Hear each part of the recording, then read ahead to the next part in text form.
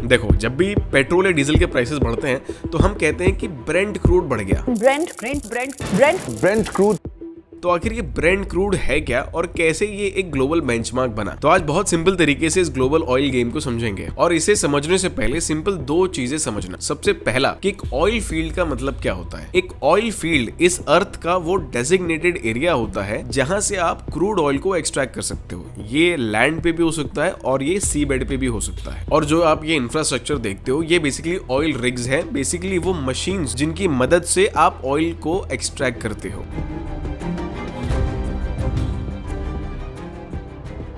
दूसरी चीज, जो भी क्रूड ऑयल हम एक्सट्रैक्ट करते हैं वो अलग अलग जगह पे अलग अलग क्वालिटी का होता है।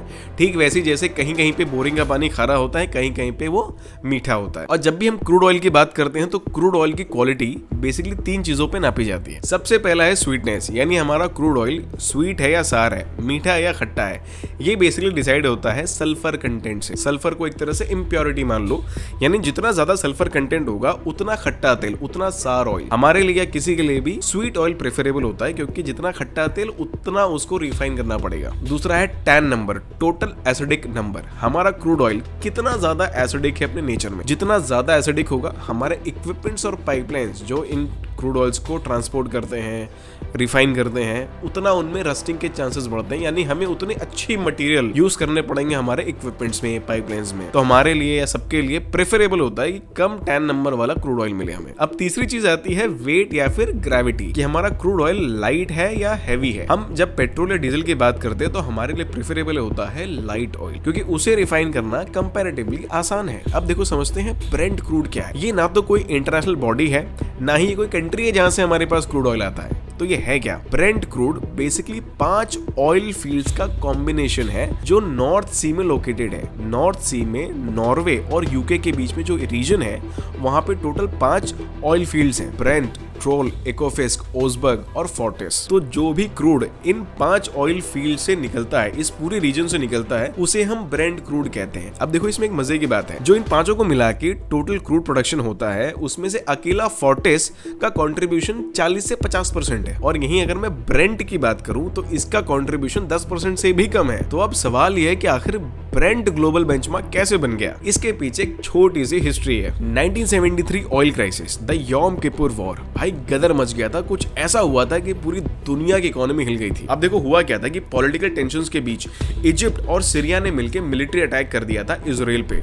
और उस टाइम पे यूएस सामने आया इजराइल की मदद करने, और इसे देख के ओपेक कंट्रीज जैसे सऊदी अरेबिया, कुवैत, लीबिया, इन्हें अच्छा नहीं लगा, ये बौखला गए। तो इन्होंने क्या किया, ऑयल एम्बार्गो इंपोज कर दिया हर उस कंट्री पे जो इजराइल की मदद करना चाह रहा था। ऑयल एम्बार्गो में बेसिकली क्या था, इन्होंने ऑयल प्रोडक्शन को कट शॉर्ट कर दिया। और हमको पता है कि यार किसी भी कंट्री की इकोनॉमी का बैकबोन होता है ऑयल सप्लाई। और यूएस में तो ये हालत हो गई थी कि पेट्रोल पंप्स पे ऑयल मिलना मुश्किल हो गया था।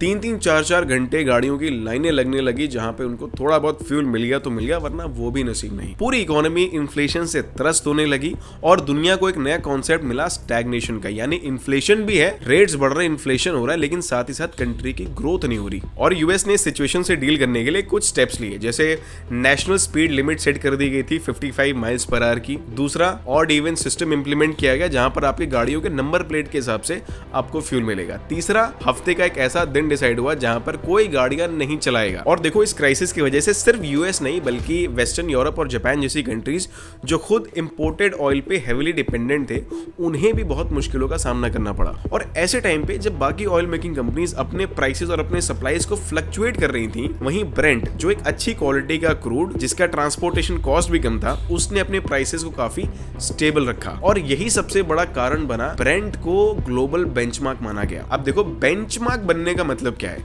कि जो क्रूड क्वालिटी ब्रेंट क्रूड से बेटर होगी वो ब्रेंट प्लस प्रीमियम पे मिलेगी, और जो क्रूड क्वालिटी ब्रेंट क्रूड से कम अच्छी होगी वो ब्रेंट माइनस डिस्काउंट पे मिलेगी। एग्जांपल, लेट्स से अगर ब्रेंट क्रूड का प्राइस है $10 पर बैरल, तो जो उससे अच्छी क्वालिटी का क्रूड होगा, लेट्स से अगर वो $3 के प्रीमियम पे मिल रहा है तो हम कहेंगे ब्रेंट प्लस $3, यानी कि $13 का वो क्रूड प्राइस है। अब यहीं अगर ब्रेंट ने अपना रेट बढ़ा दिया, लेट्स से 15 कर दिया उसने, तो अब जो नया क्रूड का रेट होगा ये दूसरे वाले का, वो हो जाएगा $18, क्योंकि वो ब्रेंट से ₹3 प्रीमियम पे है, एंड वाइस वर्सा। और इसीलिए जब आज हम ग्लोबल ऑयल ट्रेड की बात करते हैं तो लगभग 60 से 70% ग्लोबल ऑयल ट्रेड ब्रेंट से प्राइस होता है। अब देखो, अगर मैं इंडिया की बात करूं तो इंडिया अपना मेजॉरिटी इंपोर्ट रशिया से करता है, लगभग 35%। हालांकि ये जो ऑयल है ये बहुत अच्छी क्वालिटी का नहीं है, फिर भी हमारा मेजॉरिटी इंपोर्ट रशिया से होता है। तो ऐसा क्यों? ऐसा सिंपली इसलिए क्योंकि हमारे पास, इंडिया के पास रिफाइनिंग कैपेसिटी बहुत अच्छी है। हम अगर कम अच्छी क्वालिटी का भी क्रूड लेते हैं तो हमारे पास इतनी कैपेसिटी है कि हम उसे बहुत अच्छे तरीके से, कॉस्ट इफेक्टिव तरीके से उसे रिफाइन करके अपने कंजम्पशन के लिए यूज कर सकते हैं। तो आई होप इस वीडियो में कुछ अच्छा और नया जानने को मिला हो। अब फिर मिलता हूं दूसरे किसी ऐसे ही वीडियो में। Bye bye.